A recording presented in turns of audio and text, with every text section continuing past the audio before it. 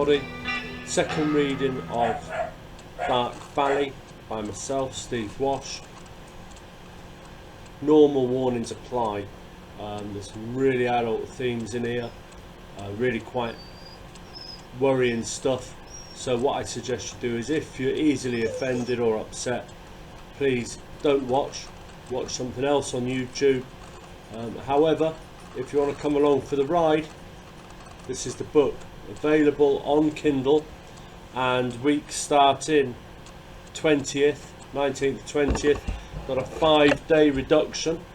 So if you would like to grab it at a bargain, download it from the Kindle store. Right, here we go. The light seems very bright. I become aware of it through my closed eyelids. There is a red haze and a lazy road map of blood vessels imprinted on my retina. I can smell the strong odour of bleach, like in the Land Rover. My pulse pounds painfully in my temples. This is the come down. The rattle. Withdrawal bites into me again. There is a dull familiarity with this pain. The pain of withdrawal almost provides me some comfort. Something known and dependable. A pain that I've lived with on and off since my youth. Since I was in the children's home, plaything of the night carer. I try to bring my hand up to rub my temple, but it won't move. I nervously and warily start to force my reluctant eyes open in the bright light. As my vision slowly focuses, I see straight above me a large, round light set. My head is still not clear, and my thoughts seem fogged and slow. My thinking retarded by the opiate withdrawal. I can't look around, my head is held fast. I explore the way my body feels, checking for injuries to see if I've been hurt. I've been in resus rooms before. I know how it is. I'm strapped to a backboard in the bright lights while the doctors patch up my body, my bloody and broken body that the bastard punter has left me with. At least here I will get morphine and the pain will go away. There'll be no more withdrawing here. Strange, I don't feel any obvious pain in my body, but I still seem to be strapped to a board. The next time a nurse comes, I will ask her what is going on. Maybe the injury is so bad I don't feel anything anymore. An escape from my life, round the clock care. Time passes by me. It's difficult to tell how much, because I drift in and out of awareness. I feel touch on my body, but it's not the touch of a hand. It takes me some time to recognise the caress of a warm flannel as I am washed. My mouth is stuck fast. I can't open it to speak to the nurse. I can't speak. The lack of speech is a restraint. When I move my face to speak, I recognise the feeling as being tape on my face. Nurses don't duct tape your mouth shut. You need to be cleaned up. You are dirty. It's the voice of the man, the punter from the Land Rover. I can't see him. He is out of my sight. You had blood on you. It wasn't your blood. I saw whose blood it was. I saw what you did. But it's okay. I've washed it off. I'm starting to clean you up now. His voice was soft and caring. Waking up a little, are you? Well, we don't want that now, do we? I hear his paces as he walks across the hard floor. There are other noises, movements I don't really recognise. Several seconds later his paces return across the hard floor. He stops beside me and I feel a tug on my left foot. I feel the spreading chill of anaesthetic working slowly up from my left foot and into the calf and leg. As the numbness spreads up my body, I feel the flannel return to my skin. I feel the flannel explore the sore in my groin. The numbness overtakes the flannel and I start to drift away from reality again, and in the comfort of the opiate is there for me again. This looks sore, but never mind, we will stop it hurting soon, when you are cleaned. It is later, not sure how much later. Slowly I am coming back to the surface of my consciousness, swimming through the thick soup of awareness, reaching for the surface. Slowly my brain starts to work and collect and assemble thoughts from the jumble that is the drug-induced sleep. Walking side by side with my increased awareness is a rising tide of fear. Realization grows that this is not some serene sanctuary of a hospital bed. It is something far more sinister. Last time I was awake, I seemed to be bound tightly. I was laying down and I could only see the lights around the light of a white, smooth expanse of ceiling. I'm more upright this time. Still, I'm bound, but my head has some movement. I can breathe easily. My mouth is free from restraint. If I open my eyes, I will see what is around me. If I keep them tightly squeezed shut, they will remain a barrier between me and whatever else is in the room, and I will remain hidden from it, as it is hidden from me. My neck is tight with aches. I want to move it and relieve the ache. If I do that, I'll draw attention to myself. I lay still. Opening my eyes slowly, I look around. It is not so bright this time. The light is softer, less directed. Everything is white and shiny in this room. The walls are tiled in smooth, glossy white tiles, and the floor also in smooth, white tiles. To the side of me is a big metal table against the walls. The table has 3 white enamel trays on the top. I see a plain white door straight in front of me. The other side of the room, to my right, is a trolley-type bed, the sort you might see in a hospital, and a small metal sink attached to the wall. Finally, I summon up the courage to look at myself. The chair I am in is a dentist chair. On each arm is a broad leather strap with 2 shiny silver buckles holding me tightly. The broad brown leather bonds are strong and old looking, like saddlery. My legs are bound in the same way, but at the knees and at the ankles. Whilst there is no movement in the bonds, they are not painful. Not so tight that I can't feel my hands and feet. I am dressed in a plain white gown, like a hospital gown, loose fitting and tied with a series of bows down the front. I am naked underneath. I feel washed and clean.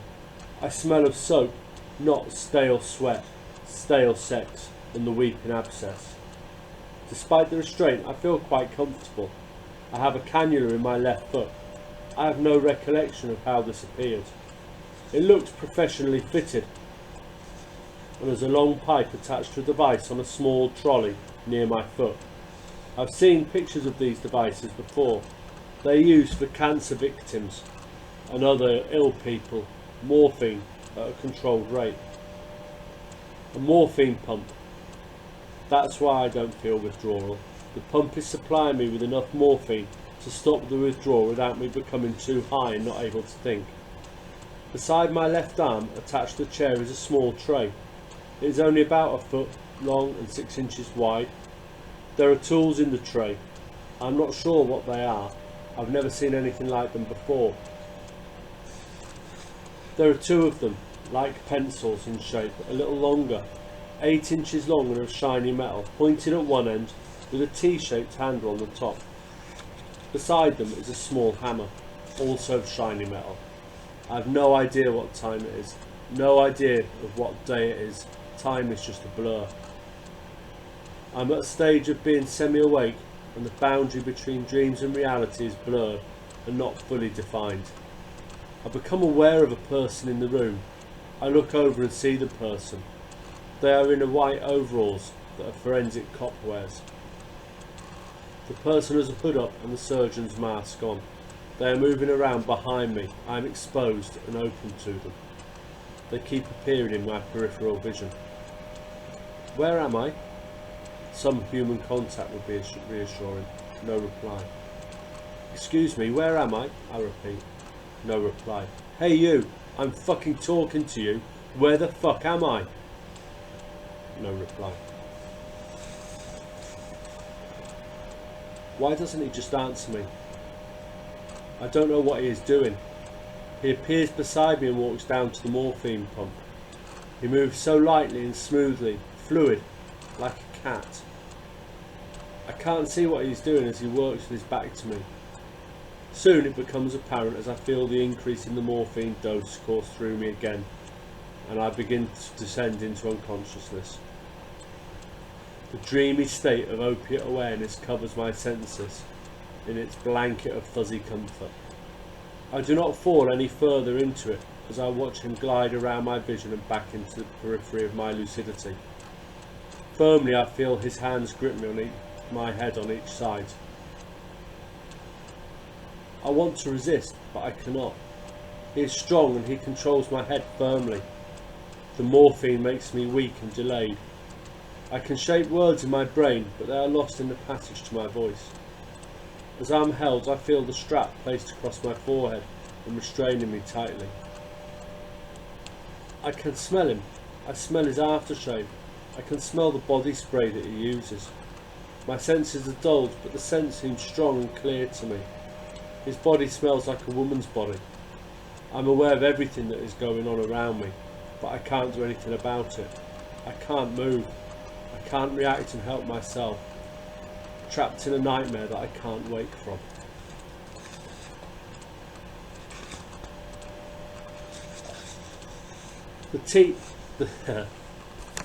The seat tilts back steadily as I listen to the motors of its mechanism working. I'm almost laying flat now, and my head is pulled back behind me, extending and exposing my throat. I'm vulnerable and exposed. The morphine is strong in my system now. His hands are on the top of my head and he reaches over and opens my eyes one at a time. I look up and I can see his pale blue eyes above the face mask. I look into the eyes. They're pale, blue, deep and caring. They look at me with interest, but not humanity. A flood of white light comes over me and envelopes me. My left eyelid is lifted and I look to see the man. He has one of the tools in his hand and he places the tip of it between my eyelid and the top of my eyeball. I can feel the cold metal on my eye. There is no pain and there is no fear. The instrument looks odd when seen from this perspective. Long and shiny like a lance, not just a small tool. I can see the concentration in his eye. I watch as he reaches over and picks up a small, shiny silver hammer in his slender and supple hand. He weighs it in his hand and he holds the shiny metal handle in his hand.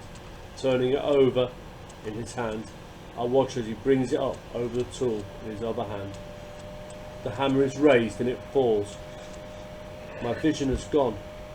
My pain is receding, just sliding away. Night and darkness envelops me. I still can hear that the sounds are starting to move away, like they're in the next room. I heard the crack as the tool cut through behind my eye. I hear distant voices. She is cleansed now, no more pain. It is a woman's voice. I have it on tape for you, the punter's voice. Show me, I want to see, show me now. Her voice is clipped and excited. All fades away. Okay, that's the end of chapter 1 of Dark Valley. We'll do chapter 2 over the next couple of 3 days, and then I'll upload it a bit later on.